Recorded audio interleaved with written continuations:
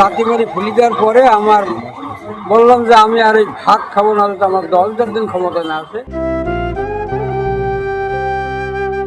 রাগে ক্ষোভে প্রতিজ্ঞা করে 12 বছর ভাত না খেয়েছিলেন বিএনপি কর্মী নিজামুদ্দিন।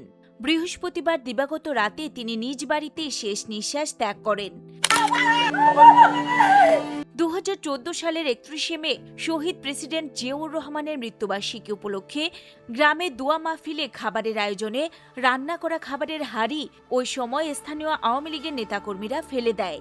আর এই ঘটনায় চরমভাবে ক্ষুব্ধ অপমানিত হয়ে নিজামুদ্দিন তখন প্রতিজ্ঞা করেছিলেন যতদিন বিএনপি সরকার ক্ষমতায় না আসবে ততদিন তিনি ভাত মুখে তুলবেন না। তারপর টানা 11 বছর 7 মাস 10 দিন ভাত খাননি তিনি। নিয়মিত রুটি, চিড়া, গুড়, কলা কিংবা সামান্য শুকনো খাবার খেতেন বলে জানায় তার পরিবার। এমনকি প্রতিজ্ঞা মতোই তিনি মৃত্যুর আগ পর্যন্ত প্রায় 12 বছর ভাত না খেয়েছিলেন। গত বছর তাকে নিয়ে সংবাদ মাধ্যমে প্রতিবেদন প্রচার করা হয়। এরপরেই তিনি আলোচনায় আসেন।